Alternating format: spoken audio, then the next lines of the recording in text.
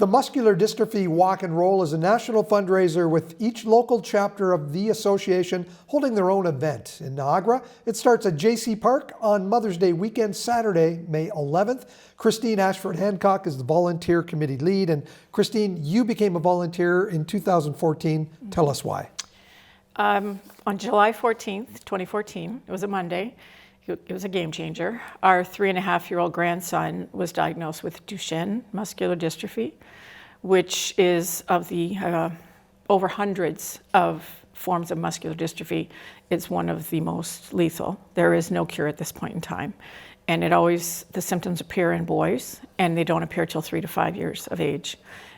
So now the research has extended now to, there's certain states in the US, they now have it as a newborn screening.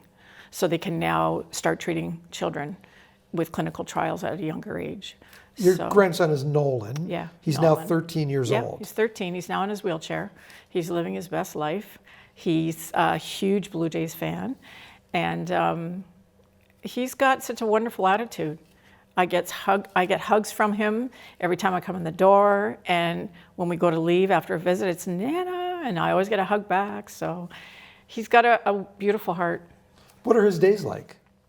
He goes to school. His parents just received their accessible van, and they're trying to be able to arrange the accessible bus, for him to go to high school in September.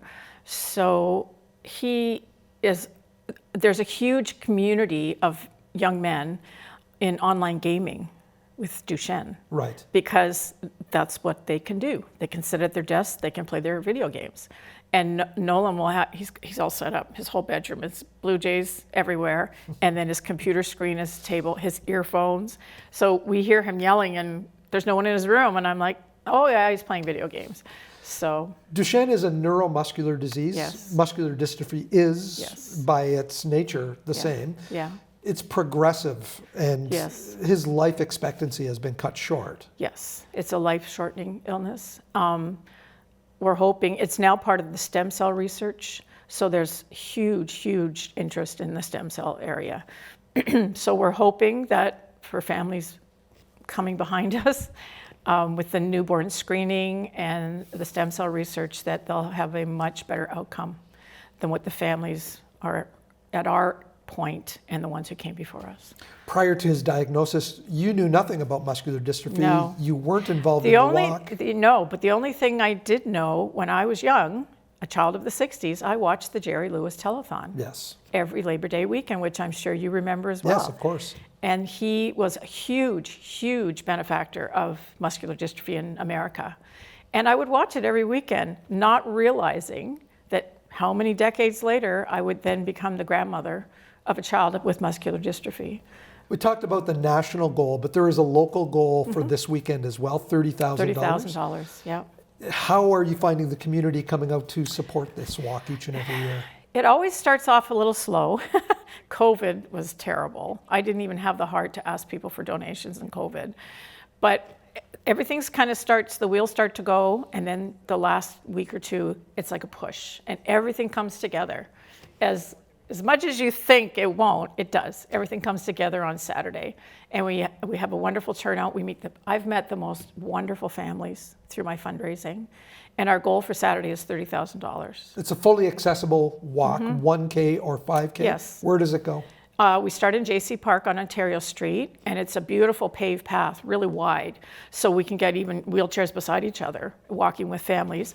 So they start in the park, they go over that beautiful bridge over the Royal Henley Regatta, and we put a sign on the bridge.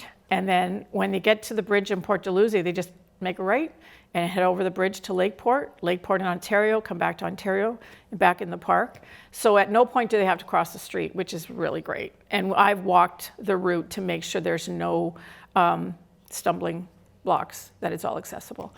And we've been told we have one of the nicest walks in all of Canada because... It's a beautiful setting. Yeah.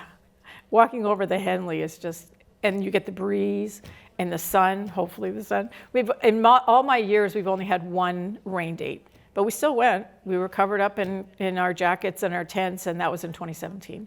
10 a.m. registration, walk starts at 11. What happens when you get back to Jaycee? At noon, Jaycee? we feed everybody a pizza lunch. Our firefighters will be there, with their truck. And we do some speeches, some awards, and then we wrap everything up by 2. So it's a 10 to 2. There's been a long-standing relationship with the firefighters in general. Yes, this is their 70th year that the International Association of Firefighters has chosen muscular dystrophy as their token charity. And I was fortunate enough to be invited to a conference for muscular dystrophy in Toronto just prior to COVID. And Metro Toronto firefighters received an award for raising over $1 million for muscular dystrophy. It started in 1954. The Boston firefighters were approached by a family to ask if they could raise money, and they started their Fill the Boot campaign. And of course, they've got big, huge boots. So they raised a lot of money. And our the St. Catharines firefighters have been phenomenal. So my thanks to Chief Dave Upper. He's just got a huge heart. And likewise, their association president, Ryan Medill.